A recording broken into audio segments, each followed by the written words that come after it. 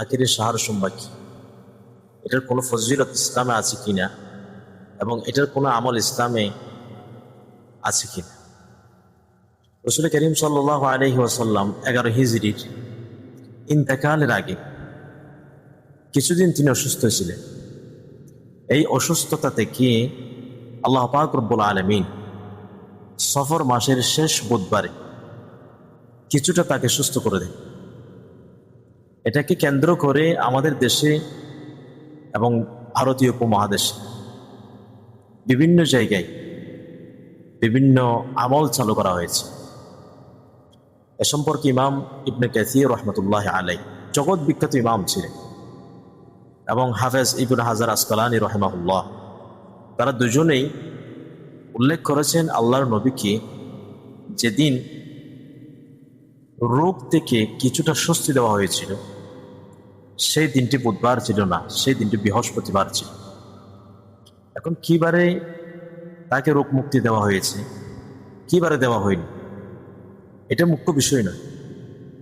আল্লাহর নবী যেহেতু আমাদের রসুল, কুল কায়নাতের রসুল, তার সুস্থতার খবর শুনে সাহাবায়ে কেরাম রিদওয়ানুল্লাহি আলাইহিম আজমাইন খুব খুশি হয়েছিলেন এবং আল্লাহর নবীকে তারা দলে দলে দেখতে গিয়েছিলেন। সেজন্য আমরাও খুব আনন্দিত।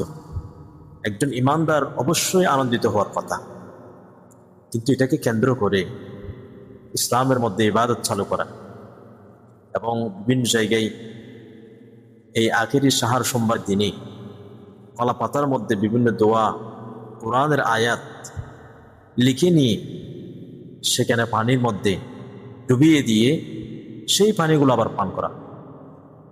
জিজ্ঞেস করা হয়েছে কেন, এটা কেন খাচ্ছ? তারা বলে এই দিনে আল্লাহর নবীকে সুস্থ করে দেওয়া হয়েছিল, আজকের দিনেও যারা এরকম খাবে, দোয়া লিখে দোয়া পড়ে পানি দিয়ে গোসল করবে এবং খাবে, তাদেরকে আল্লাহ পাক সুস্থতা দেবে। এরকম কোন আমল আসলে রাসূলুল্লাহর জীবনী থেকে পাওয়া যায় না, সাহাবায়ে কেরামের জীবনী থেকে পাওয়া যায় না। আবার অনেক জায়গায় এই দিনে বিশেষ ধরনের ইবাদত করতে দেখা যায় এবং এদেশের কিছু কিছু কিতাবের মধ্যেও কিছু ইবাদত উল্লেখ করা হয়েছে যে আখিরে সাহার সোমবার দিনে যে ব্যক্তি ফজরের পরে 2 রাকাত নামাজ পড়বে, প্রথম রাকাতে 11 বার সূরা ইখলাস, দ্বিতীয় রাকাতে 11 বার সূরা ইখলাস পড়ে 2 রাকাত নামাজ পড়ে 70 বার দরুদ শরীফ পাঠ করে যদি আল্লাহর কাছে দোয়া করা হয়, আল্লাহ পাক তাকে মাফ করে দেবে। এ সম্পর্কে ভারতীয় উপমহাদেশের একজন জগৎ বিখ্যাত আলেম, আমরা অনেকে তাকে চিনি, আল্লামা আব্দুল হাই লাখনবী রাহিমাহুল্লাহ, তিনি তার বিখ্যাত কিতাব আল আসারুল মারফুআ ফি আখবারিল মাওদুআ, এই কিতাবের মধ্যে এই আমলকে এবং বিভিন্ন ধরনের যারা আমল বানিয়েছে আখিরে সাহার সোমবারকে কেন্দ্র করে, তিনি এগুলোকে ভিত্তিহীন এবং বানোয়াট বলেছেন। এখন আমরা যারা ইবাদত করছি আল্লাহর নবীকে ভালোবেসে আমরা অনেক কিছু করতেছি, এগুলো আল্লাহর নবীর হাদিস থেকে প্রমাণিত কিনা, সাহাবায়ে কেরামের আমল থেকে এগুলো প্রমাণিত কিনা আমাদেরকে দেখতে হবে। সহিহ বুখারী এবং মুসলিম শরীফের মধ্যে হাদিস এসেছে, আম্মাজান হযরত আয়েশা রাদিয়াল্লাহু আনহা থেকে বর্ণিত, রাসূলুল্লাহ সাল্লাল্লাহু আলাইহি ওয়াসাল্লাম বলেছেন, মান আহদাথা ফি আমরিনা হাযা মা লাইসা মিনহু ফাহুয়া রাদ্দ।